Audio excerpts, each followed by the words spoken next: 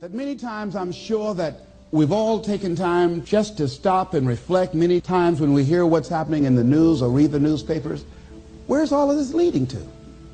What's going on here?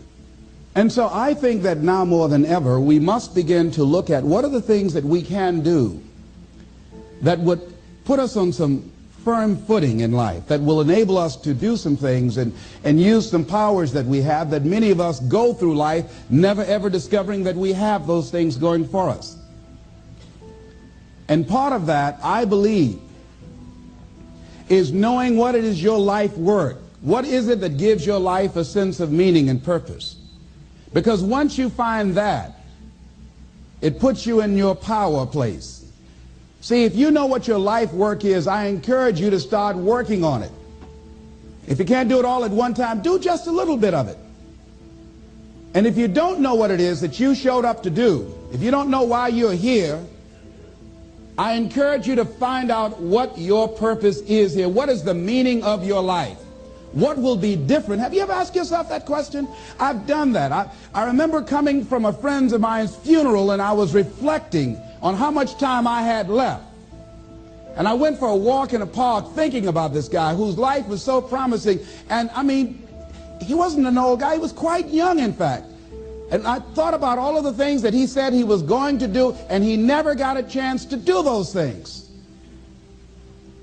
And I started thinking about my own life and how much time I had left to do the things that I would like to do.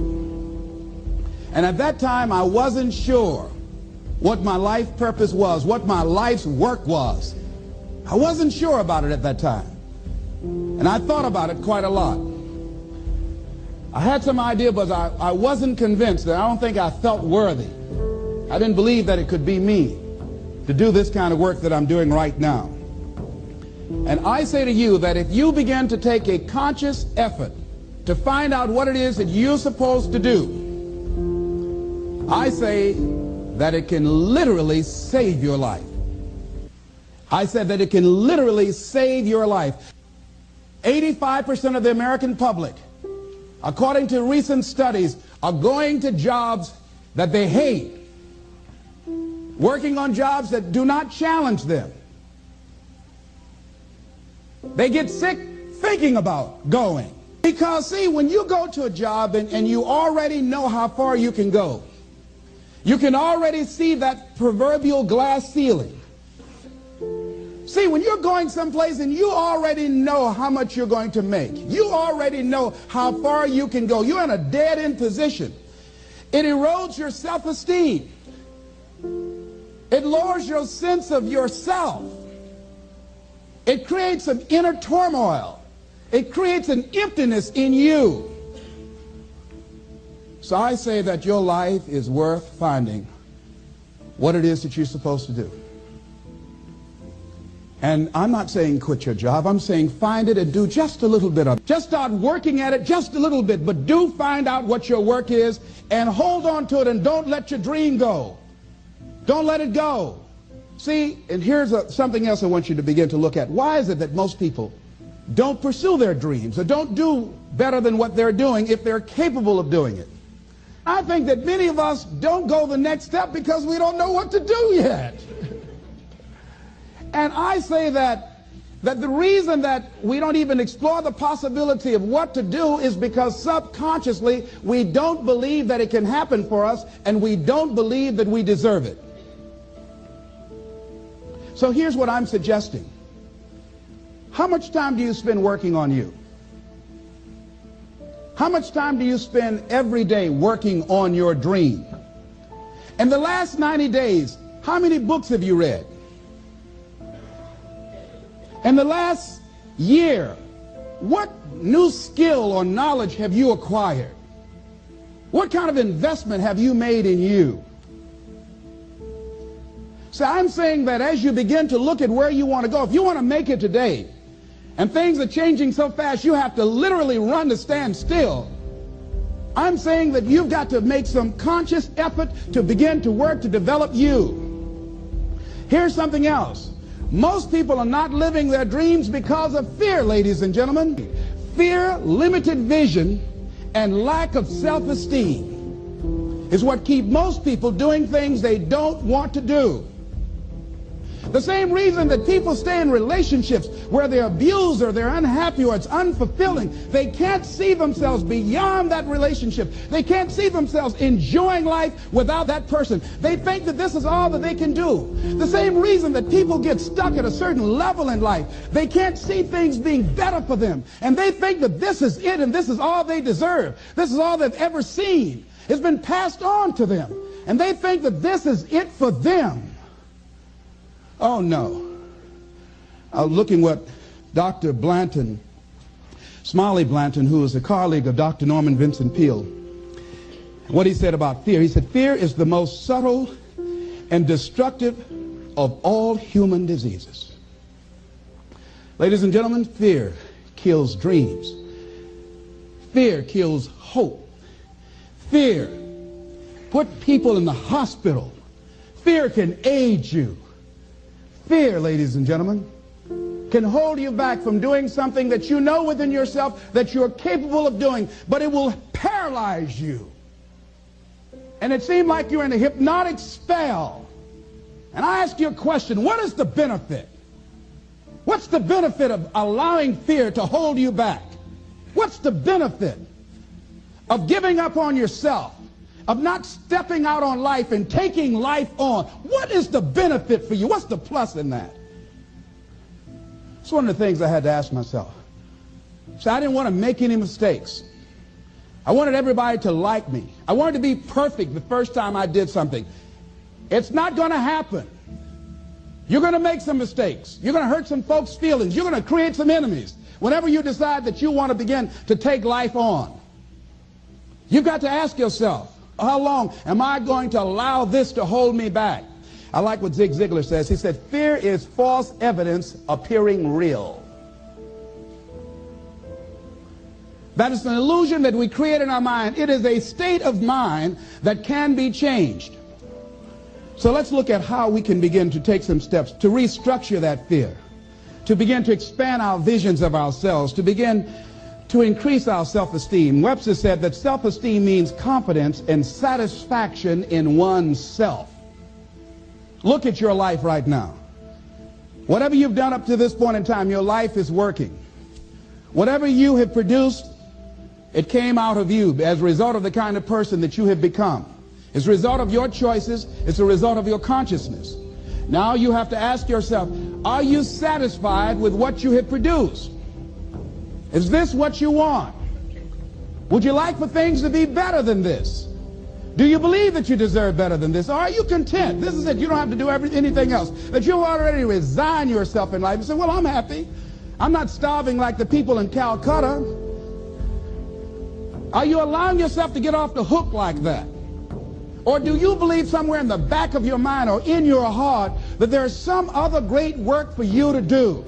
There's something else that life has for you. And that's why you're here. How do we handle this fear factor? How do we increase our self-esteem? You have to begin to fortify yourself. How do we do that? I believe that you have to begin to consciously monitor your inner conversation and start talking to yourself. Start building yourself up. Sometimes the only good things you will hear about you are the things that you say to you.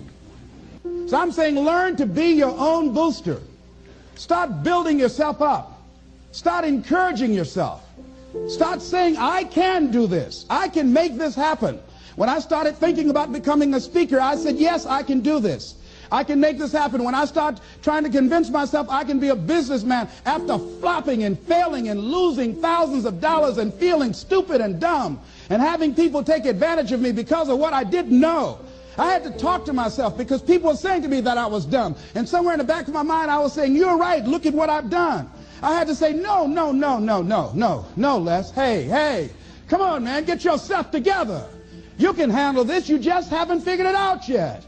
It's all right. This is your training period. This is the tuition you have to pay for what you don't know. You can do this. Other people have done it. It doesn't take an Einstein. Get you some people that can teach you some stuff that you don't know. Get you some people that have done it successfully and learn from them. Take some seminars, workshops, read some books on how to manage a business.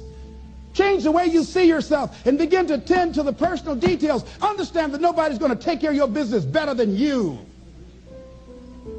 And when I start changing that kind of mindset of beating myself up because of my mistakes and start looking at the possibility of my doing better, of my making the adjustment that would enable me to do what I want to do successfully, things begin to change. And I say, stop beating up on yourself. You do it. I know you do it. I've done it. It's a natural inclination for us to put ourselves down.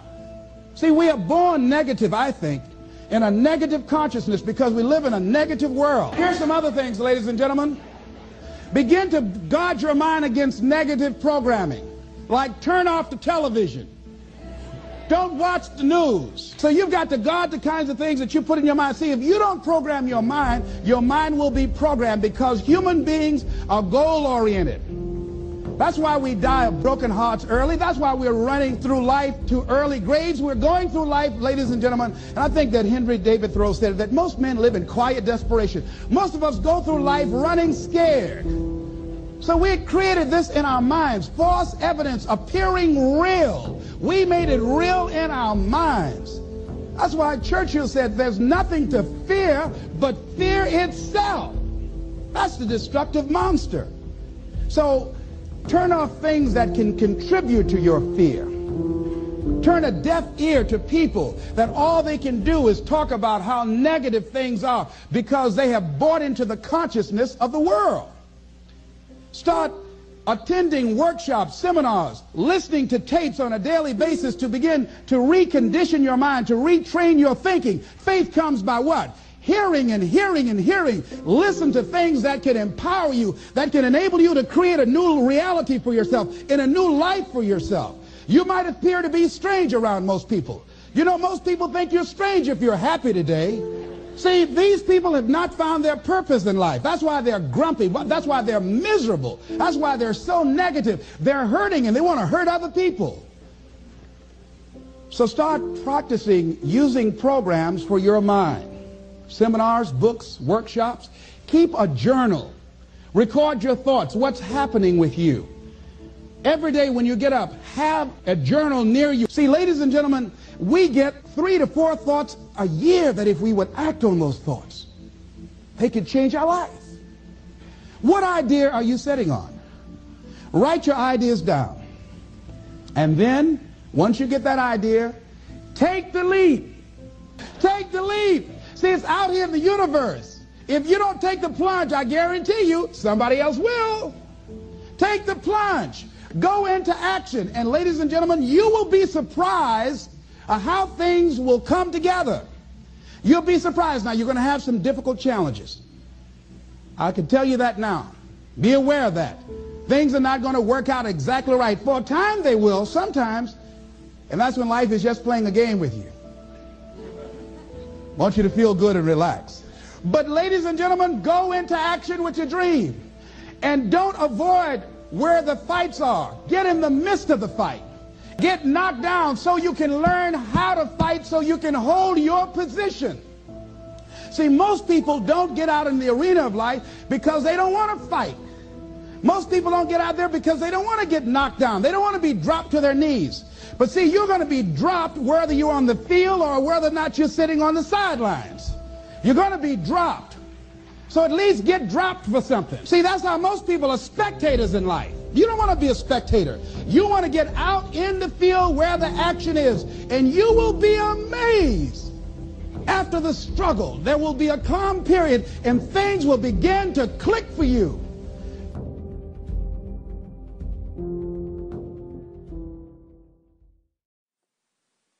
Hey friends, Desmond Soon again.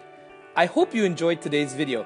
If you enjoyed today's video and you think it'd be beneficial to your family, friends, neighbors, or coworkers, I'd like you to scroll down to the right underneath the video and click the red subscribe button underneath my name. Underneath that, I'd like you to click the thumbs up that says like. And scroll over to the right of that, I'd like you to click the button that says share, so that you can share this video with your family, friends, neighbors, and coworkers. You can share it on Facebook, Twitter, Google+, Pinterest, etc., etc. Hey, there's lots of great things going on right now, and we really need to get this information out there. Okay, my friends, that's it. Thank you so much, and you have a terrific day.